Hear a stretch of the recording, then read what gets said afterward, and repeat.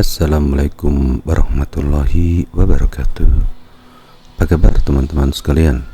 Melanjutkan kisah sebelumnya di mana pengembara 1 dan 2 telah bercerita panjang lebar kepada Nyonya Ruma tentang kisah di balik dicukurnya semua rambut di wajahnya, juga hilangnya mata sebelah kanan. Kali ini majulah pengembara ketiga untuk menceritakan kisahnya. Nah, sebelum kita mulai, sebelumnya saya ucapkan terima kasih kepada para subscriber yang selalu aktif untuk selalu update pada kisah-kisah 1001 malam. Dan untuk para pengembara channel-channel yang baru hadir, kami ucapkan selamat datang, silakan dinikmati kisah-kisah 1001 malam. Juga silahkan menekan tombol subscribe juga loncengnya, maka Anda akan bermimpi dengan ditemani 40 gadis cantik sebagaimana cerita pengembara ketiga. Kita mulai ceritanya.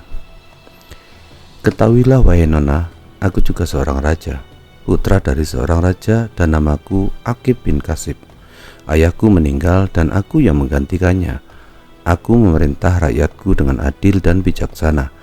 Ibu kotaku berdiri di tepi lautan luas yang membentang, di mana aku memiliki 50 kapal dagang, 50 kapal yang lebih kecil untuk berwisata, dan 150 kapal penjelajah yang diperlengkapi untuk keperluan perang.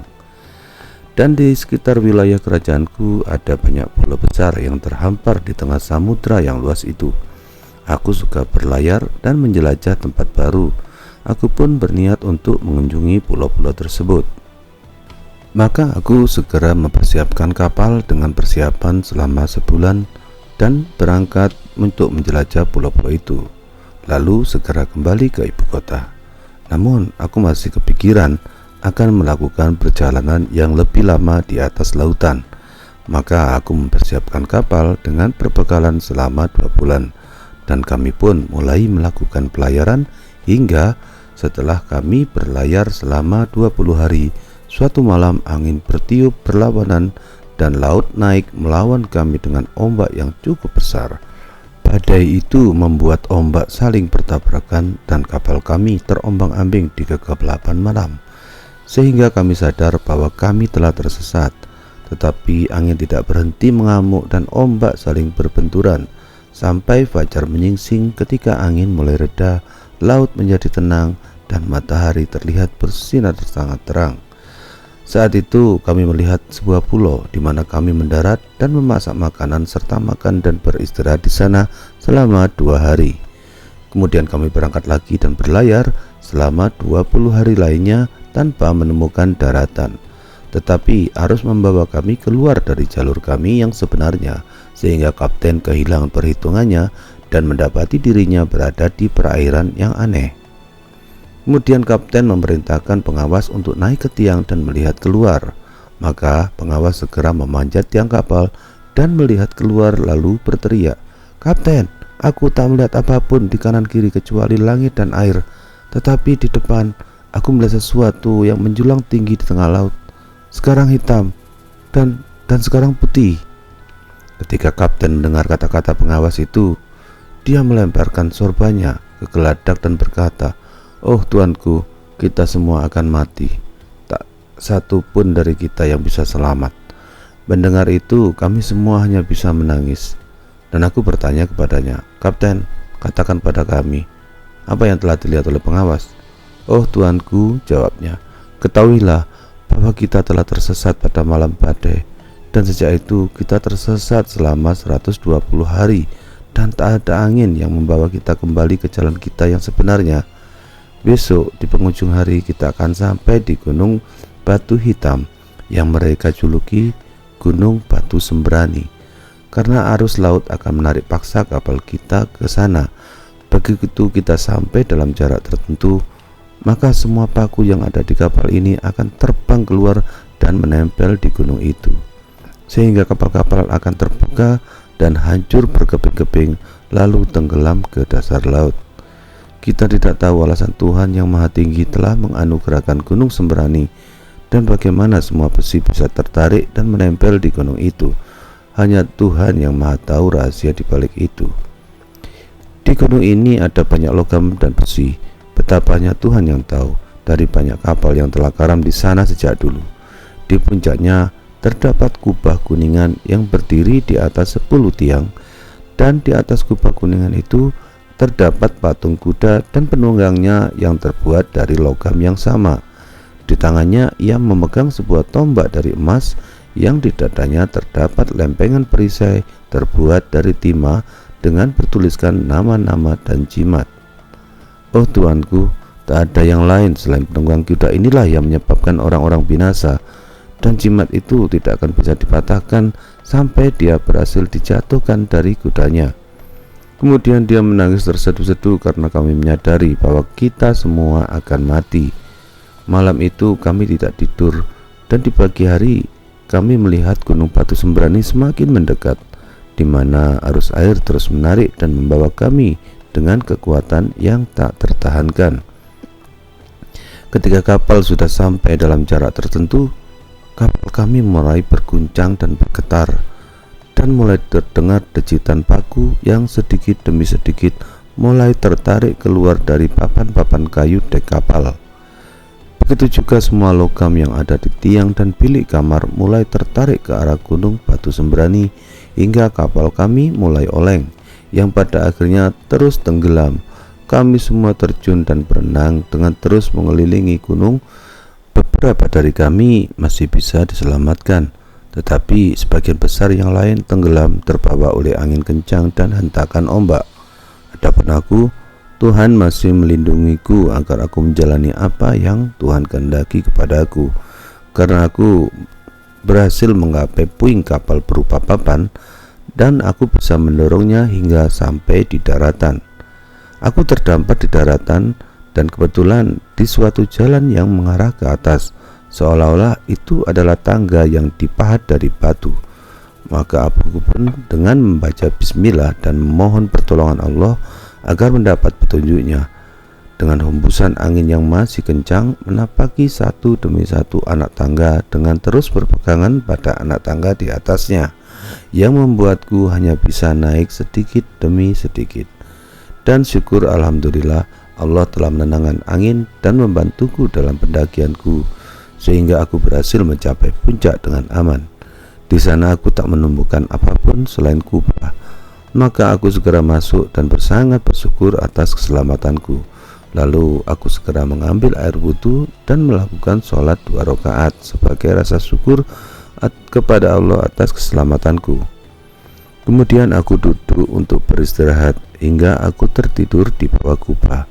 Dan dalam tidurku aku bermimpi ada seorang yang berkata kepadaku, "Hai putra Kasib, nanti ketika engkau bangun, galilah itu di bawah kakimu, dan kau akan menemukan busur kuningan dan 3 anak panah yang bertuliskan jimat pada batang anak panahnya.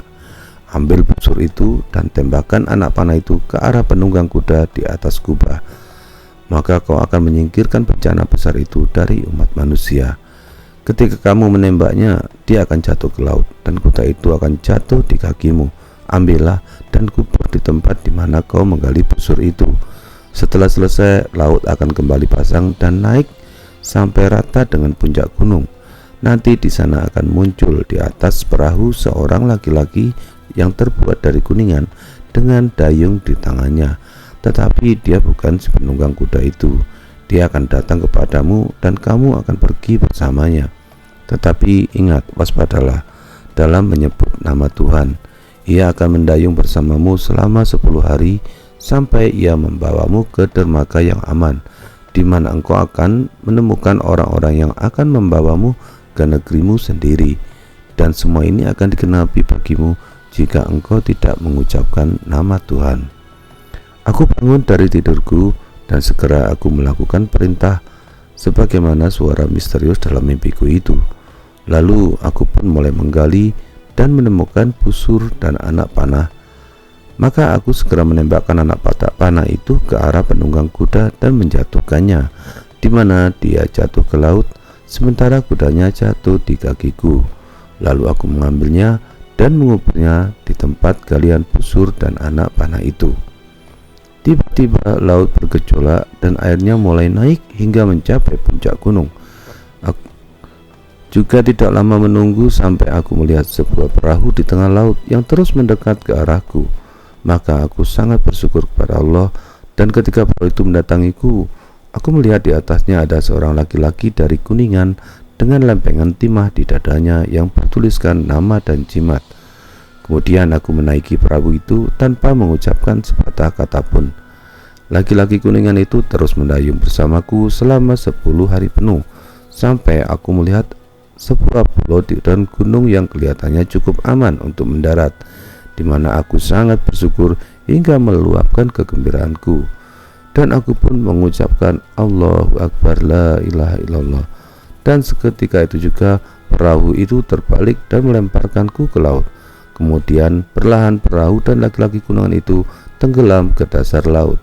Sekarang aku tahu bagaimana berenang, maka aku berenang sepanjang hari sampai malam pun tiba. Aku masih terombang-ambing di tengah lautan, di mana lengan dan bauku sudah sangat kelelahan karena terus berenang, dan aku sadar bahwa kali ini aku sedang dalam bahaya dan tak bisa melakukan apapun selain hanya menunggu kematian. Tiba-tiba angin kembali bertiup sangat kencang hingga membuat air laut kembali naik, dan tingginya gelombang itu seperti benteng yang besar yang menarikku mengikuti ombak, yang pada akhirnya dengan sedikit kesadaran aku sudah terdampar di sebuah daratan. Aku berjalan merangkak di pinggiran pantai, lalu menanggalkan pakaianku, dan aku memerasnya dan mengeringkannya. Aku hampir mati rasa, tak bisa merasakan apa-apa, dan hanya bisa berbaring dan tidur sepanjang malam. Esok hari pun tiba, di mana sengatan matahari membuatku terbangun, dan aku segera mengenakan pakaianku, lalu bangkit dan melihat keadaan sekitar. Aku terus berjalan menyusuri pantai sampai terlihat di depan ada hutan kecil. Aku berjalan mengelilinginya hutan itu dan menyadari bahwa aku berada di sebuah pulau kecil yang dikelilingi oleh lautan luas. Aku hanya bisa berkata pada diriku sendiri, belum lama setelah aku lepas dari satu masalah, kini aku masuk masalah yang lebih dalam. Merenungkan apa yang menimpaku, aku hampir merasa putus asa dan berharap mati saja. Sampai dari kejauhan, aku melihat ada sebuah kapal yang bergerak ke arahku. Maka aku segera memanjat ke atas pohon dan bersembunyi di antara ranting-ranting dan dedaunan. Saat kapal itu sampai dan membuang sauh, lalu menurunkan sebuah perahu kecil yang berisi 10 orang budak dan merapat ke pantai. Dengan membawa sekop, mereka pergi ke tengah pulau, di mana mereka menggali sampai mereka menemukan pintu jebakan, lalu mengangkatnya. Kemudian mereka kembali ke kapal dan turun lagi ke pantai dengan membawa beberapa bahan makanan, karpet, dan semua yang dibutuhkan untuk melengkapi satu tempat tinggal di sana. Mereka terus bolak-balik sampai mereka selesai memindahkan semua barang itu ke tempat tinggal di bawah tanah. Setelah itu mereka kembali ke kapal dan turun kembali dengan mengenakan pakaian dari jenis terbaik. Dan di tengah-tengah mereka terdapat seorang lelaki yang sangat tua, sangat kurus hingga seperti tinggal daging pembungkus tulang. Dengan menggunakan pakaian biru, dia dipegangi oleh seorang pemuda yang cukup tampan berkulit bersih yang terus berjalan masuk ke tengah pulau ke rumah bawah tanah. Mereka berjalan beriringan menuju rumah bawah tanah, di mana mereka turun semua dan tidak muncul lagi selama 1 jam atau lebih. Dan setelah selang beberapa waktu, orang tua dan para budak itu muncul, tetapi tanpa pemuda itu. Kemudian mereka mengganti pintu jebakan dan menutupinya lagi dengan tanah. Lalu mereka kembali ke kapal dan berlayar.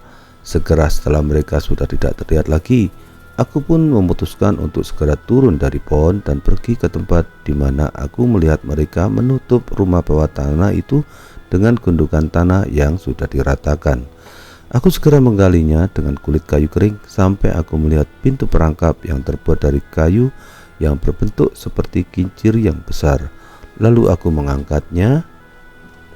Di bawah aku menemukan anak tangga yang terbuat dari batu dengan turunan yang berkelok-kelok.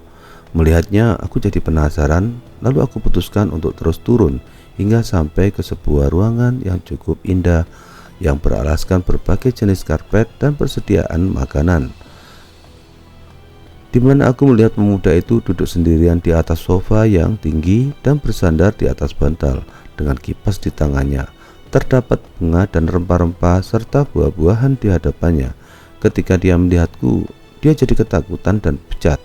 Tetapi segera aku memberi hormat dan salam padanya, dan aku mengatakan padanya, tak ada bahaya yang akan mendatangimu. Aku juga manusia sepertimu, dan aku seorang pangeran dan putra raja yang telah dikirim Tuhan untuk menemanimu dalam kesendirianmu. Nah, sekarang ceritakan padaku, mengapa kau tinggal di bawah tanah ini sendirian? Ketika aku berusaha meyakinkannya bahwa aku juga manusia yang sama dengannya, dia terlihat senang dengan wajahnya kembali cerah. Lalu dia menyuruhku untuk mendekatinya dan berkata, "Wahai saudaraku, ceritaku sungguh aneh. Begini kisahku. Ayahku adalah seorang pedagang perhiasan. Kekayaannya sangat banyak dan dia memiliki beberapa orang budak yang selalu ikut menemaninya selama melakukan perjalanan dagang dengan kapal dan unta ke negara-negara yang paling jauh. Dia banyak kenal dan berurusan dengan beberapa kerajaan. Sampai aku terlahir, dia tak pernah dikaruniai seorang anak pun. Tetapi pada satu malam dia bermimpi bahwa akan lahir seorang putra untuknya yang hidupnya hanya sebentar. Maka dia terbangun sambil menangis.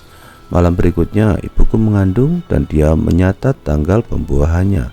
Hari-hari kehamilannya telah selesai dan dia melahirkan aku, di mana ayahku sangat bersukacita. Dan ayahku membuat penjamuan dan pesta untuk merayakan kelahiranku. Ayahku teringat akan mimpinya, kemudian dia mengumpulkan para astrolog dan ahli perbintangan, mereka yang terpelajar dalam dunia horoskop. Kemudian mereka menggambar horoskopku dan berkata kepada ayahku, "Putramu akan hidup sampai usia 15 tahun dan pada tanggal itu ada jeda dalam garis hidupnya yang jika dia manfaatkan dengan baik maka dia akan bisa hidup lama. Bahaya yang mengancam anakmu adalah bahaya di laut, karena di sana terdapat sebuah gunung yang disebut Gunung Batu Sembrani, yang di puncaknya ada penunggang kuda dari Kuningan yang duduk di atas kuda dari logam yang sama dengan lempengan timah di dadanya. 50 hari setelah penunggang kuda ini jatuh dari kudanya, maka putramu akan mati, dan pembunuhnya adalah dia yang menggulingkan patung itu, seorang raja bernama Aqib bin Kasib." Ayahku sangat ketakutan dengan ramalan ini, tetapi dia tetap membesarkanku dan memberiku pendidikan yang baik hingga aku mencapai usia 15 tahun tepat 10 hari yang lalu. Hingga sampailah berita itu kepadanya, di mana penunggang kuda itu telah jatuh ke laut dan dia yang menjatuhkannya bernama Aqib bin Kasib. Sebagai ayah yang takut kehilangan anaknya, dia menjadi merasa putus asa, maka dia membangunkan aku sebuah tempat persembunyian di bawah tanah dan menyiapkan persediaan semua yang aku butuhkan selama 40 hari yang masih tersisa dari waktu yang cukup berbahaya ini. Maka ayahku segera membawaku ke sini agar aku bisa aman dari tangan Raja Aqib. Nanti setelah 40 hari berlalu, ayahku akan kembali dan menjemputku. Jadi begitulah kisahku, mengapa aku harus berdiam diri di rumah bawah tanah ini sendiri. Ketika aku mendengar ceritanya, aku menjadi heran dan berkata kepada diriku sendiri, "Akulah Raja Aqib yang dia bicarakan, tapi demi Allah, aku pasti tidak akan membunuhnya." Dan aku berkata kepadanya, "Ya Allah, insya Allah engkau akan terhindar dari penderitaan dan kematian. Engkau juga tidak akan menemui masalah, kesedihan, ataupun kegelisahan, karena aku akan tinggal bersamamu dan melayanimu. Dan setelah aku menemanimu selama berhari-hari yang ditentukan, aku akan pergi bersamamu ke tempat kediamanmu, dan kau akan mengenalkanku ke beberapa budak ayahmu, di mana nanti aku bisa melakukan perjalanan pulang bersama mereka ke negaraku sendiri, dan Tuhan akan membalas segala kebaikanmu untukku." Dia bersukacita mendengar penuturanku, dan kami duduk bercakap-cakap sampai malam tiba. Kemudian aku segera bangkit dan menyalakan lilin besar dan memberi minyak pada lampu dan memasakkan daging, minuman, serta makanan manis. Kami pun makan bersama, minum, duduk, dan berbicara hingga larut malam. Ketika dia mulai ngantuk dan berbaring untuk tidur, aku segera menyelimutinya dan pergi untuk tidur. Keesokan paginya, aku bangun dan memanaskan sedikit air, kemudian membangunkannya dengan lembut dan membawakannya air hangat, yang dengannya dia membasuh wajahnya dan berterima kasih, lalu berkata, "Tuhan akan membalas segala kebaikanmu dengan kebaikan yang lebih besar." Demi Allah, jika aku lolos dari bahaya ini dan terhindar dari Aqib bin Kasib, aku akan meminta ayahku untuk memberimu hadiah yang setimpal. Semoga tak pernah datang hari di mana kejahatan akan menimpamu, jawabku. Dan semoga Tuhan menetapkan hari terakhirku sebelum harimu. Lalu aku menyiapkan makanan dan kami pun makan. Dan aku menyiapkan parfum yang dia gunakan untuk mengharumkan dirinya sendiri. Selain itu, aku juga membuatkan dia papan catur dan kami pun bermain untuk menghilangkan rasa bosan dengan makan daging manis dan terus bermain lagi sampai malam tiba, di mana aku bangun dan menyalakan lampu, menyiapkan makanan dan kami makan dan duduk mengobrol sampai larut malam. Kemudian dia berbaring untuk tidur dan aku menyelimutinya dan pergi tidur. Begitulah aku melakukan itu padanya siang dan malam, dan kebaikannya membuat hatiku melupakan masalahku dan berkata pada diriku sendiri, para astrolog itu pasti berbohong. Demi Allah, aku tidak akan membunuhnya. Aku tidak akan berhenti untuk melayaninya dan menemaninya serta menjamunya sampai 39 hari. Dan kami sampailah pada hari ke-40, di mana dia sangat bersuka cita kepadaku. Hai saudaraku, 40 hari adalah hari ini. Alhamdulillah yang telah menyelamatkan aku dari kematian, dan ini berkat kedatanganmu kepada aku, dan aku berdoa kepadanya agar kau segera bisa pulang ke negaramu. Tetapi sekarang, hai saudaraku, maukah engkau memanaskan air untukku agar aku bisa membasuh tubuhku dan mengganti pakaianku? Dengan sepenuh hati, jawabku, dan aku pun segera menyiapkan air panas dalam jumlah yang cukup banyak, lalu membawa air itu kepada dia. Dia segera membasuh tubuhnya dan mengganti pakaiannya. Lalu dia membentangkan kakinya di tempat tidur, di mana dia berbaring untuk beristirahat setelah mandi. Kemudian dia berkata, "Wahai saudaraku, potongkan aku melon dan maniskan dengan gula-gula." Maka aku pun pergi mengambil melon yang aku lihat berada di piring dan berkata kepadanya, "Oh tuanku, apa kau tidak memiliki pisau?" "Itu dia," jawabnya, "di rak tinggi itu yang ada di atas kepalaku." Maka aku segera bangun dan mengambil pisau itu dan mencabut dari sarungnya. Tetapi saat melangkah mundur, kakiku terpeleset dan aku jatuh tepat di atas pemuda itu, dengan masih memegang pisau di tanganku yang tanpa sengaja tepat mengenai jantungnya, dan dia mati saat itu juga.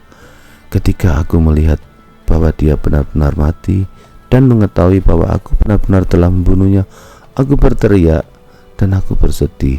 Aku menghantam wajahku dan merobek pakaianku sambil berkata, "Inna lillahi wa inna ilaihi rajiun." Masih ada waktu yang tersisa untuk pemuda ini, tapi hari ini adalah hari periode yang berbahaya yang telah diramalkan oleh para astrolog untuknya. Dan kematian pemuda yang tampan ini ternyata berada di tanganku. Sungguh hidupku ini hanyalah bencana dan penderitaan. Mengapa dia memintaku untuk memotong melon? Atau mengapa aku tidak mati saja sebelum dia? Tapi apapun yang Tuhan perintahkan pasti akan terjadi. Ketika aku sudah yakin tidak ada kehidupan yang tersisa dalam dirinya, aku segera bangkit dan menaiki anak tangga, lalu memasang kembali pintu jebakan dan menutupinya dengan tanah. Kemudian aku melihat ke laut dan melihat sebuah kapal membelah perairan ke arah pulau, di mana aku merasa ketakutan, dan aku hanya bergumam dalam hati, mereka akan segera berada di sini, dan mereka akan menemukan putra mereka telah mati, dan ketika tahu bahwa aku yang bunuhnya, maka mereka pasti akan membunuhku tanpa kegagalan. Maka aku segera berlari dan menaiki pohon yang tinggi dan bersembunyi di antara dedaunan. Ketika kapal itu sudah sampai dan merapat, dan para budak mendarat bersama lelaki tua itu, langsung mereka menuju ke tempat di mana mereka membersihkan tanah, dan mereka terkejut mengetahui bahwa tanah di atasnya masih baru. Kemudian mereka mengangkat pintu jebakan itu dan segera turun. di mana mereka menemukan bocah lelaki itu terbaring mati dengan mengenakan pakaian bersih dan wajah yang bersinar dengan pisau yang masih tertancap di dadanya. Melihat pemandangan ini, mereka menjerit keras dan menangis serta menghantam wajah mereka dan berteriak, "Aduh, sangat menyedihkan hari ini." Sementara lelaki tua itu pingsan dan tetap tidak sadar untuk waktu yang cukup lama.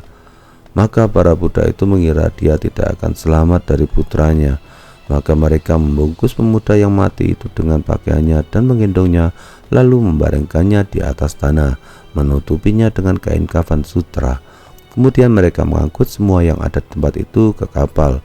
Dan saat lelaki tua itu siuman, lalu melihat putranya dibaringkan, kemudian dia jatuh ke tanah dan menaburkan debu di kepalanya dengan tangisannya yang berlipat ganda.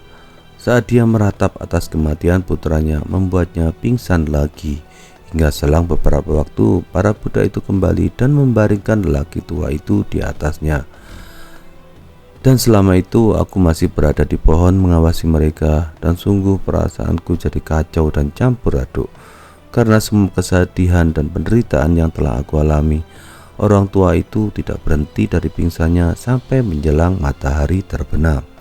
Ketika sadar dan melihat putranya yang sudah meninggal, mengingat apa yang telah terjadi dan bagaimana apa yang telah dia takuti benar-benar terjadi, dia menghantam wajah dan kepalanya. Kemudian dia merarung lagi dan pada akhirnya dia mengembuskan nafasnya yang terakhir, di mana seketika para budak itu berteriak, "Aduh, Tuhan kami!" Lalu mereka menangis dengan pedih. Kemudian mereka membawa kedua mayat itu ke kapal dan berlayar menjauh dari pulau.